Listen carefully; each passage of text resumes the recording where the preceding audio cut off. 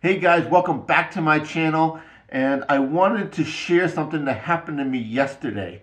And it's really unique. It's something that's never happened to me within the 4 years that I've been reselling, and I wanted to share it all with you. So stick around and I'll tell you all about it.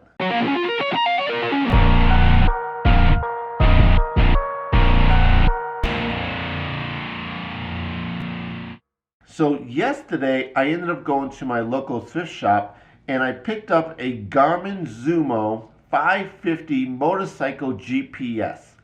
This thing is awesome, and it's very expensive, brand new, and it also resells at a very high price, well over $200. But the problem is with these Garmin GPS units is that sometimes they come locked, which you need a 4-pin password to get into the GPS. I wasn't able to test it at the thrift shop because the battery was so dead, it was so worn out that it wouldn't even fire up. I ended up paying $14 for it, kind of like a risk, but it's not that much of a risk because this particular thrift shop accepts returns for store credit, and I shop there all the time. So it would not have been a big deal if I brought it home and it just didn't work.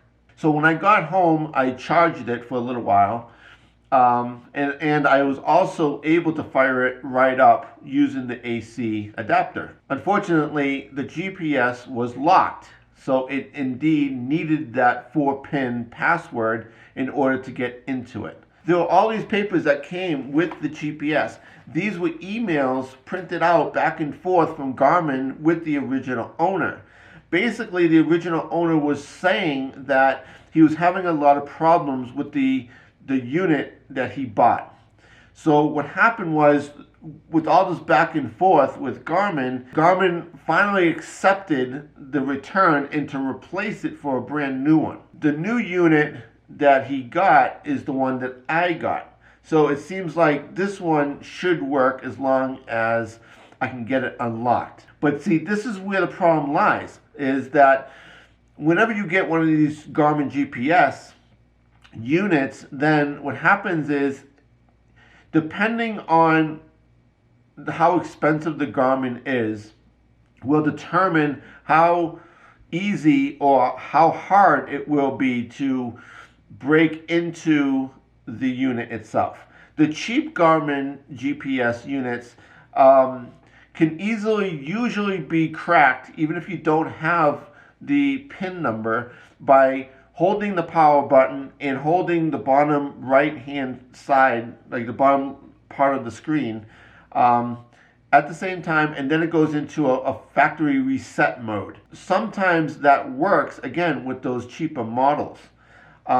But this is an expensive model, and that little trick does not work. I mean, it works where it resets everything back to factory settings, but it doesn't get you past the password, code or the PIN number. I kept on playing with it. I was trying some easy combinations like 1111 or 2222 and so on, because a lot of people normally, I would think, they don't want to sit there and just they got the helmet on, their motorcycle helmet, they got their gloves, they got all their gear on. They don't want to sit there and just start punching the numbers. They just want to make it as easy as possible to get into the unit. But unfortunately, it did not work. Those easy passwords like 1234 or whatever, none of them worked. My other option was, in the back of my mind, that I could call Garmin and tell them that I bought it and I have all this paperwork, even though there's no original receipts that were included in the box.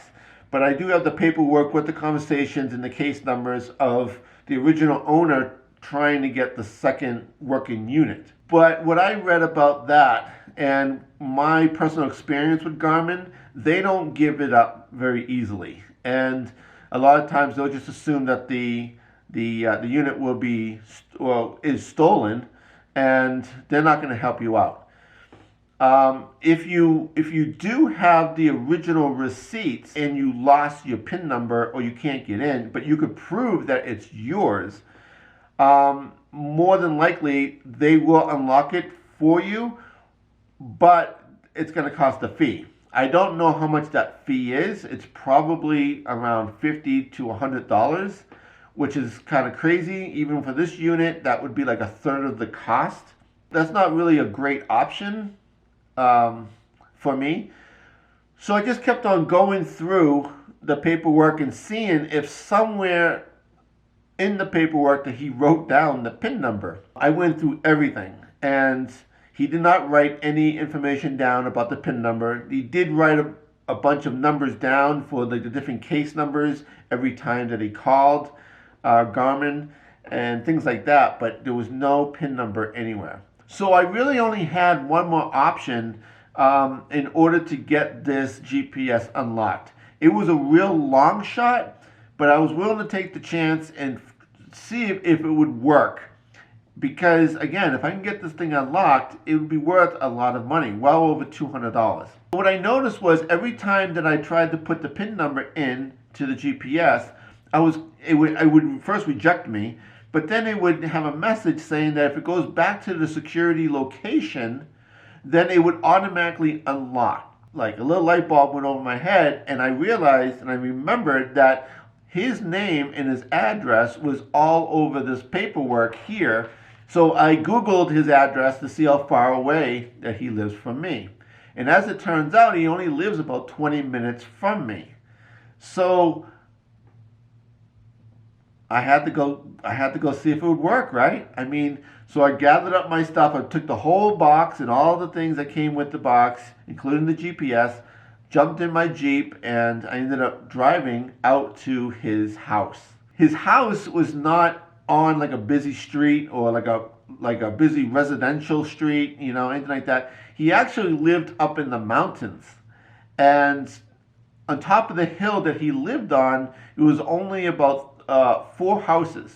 Like 4 like mansions. Like they were very, very nice houses. I got up on top of the hill. I got in front of his house, of the address that was on all the paperwork, and there I was with the GPS, and I fired it up.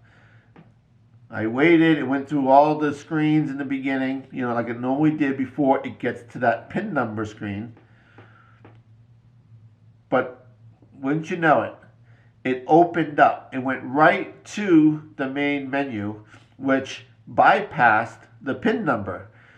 So in fact, it worked. I went back to this guy's house, which was the security location, and the GPS opened up. That way, I was able to go into the menu and basically change the password to whatever I wanted it to, or I could just shut off and just bypass it, you know, shut off the option that come up with the PIN. So I chose to select the option of just bypassing the PIN altogether. So that way, if anyone uses it, or when someone buys it and they receive it, then they're going to be able to just fire it up, and then they can go in and change the password and also add their new security address.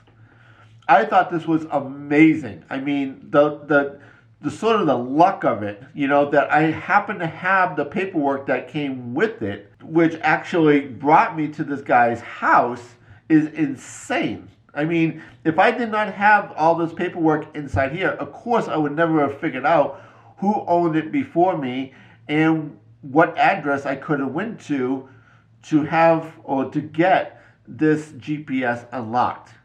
So here's the unit right here, and as you can see, it's fully working. I'm on the good side of this unit.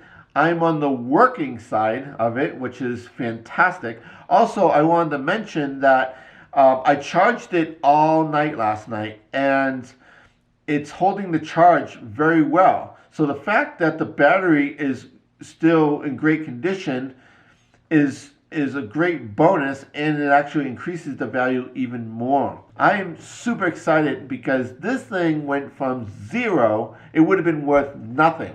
Nobody would buy this if you can't get past the PIN number. I mean, it's a paperweight. It's very heavy, and it would be good. It would be a good door stopper probably, but seriously, it'd be no good unless you got past the PIN.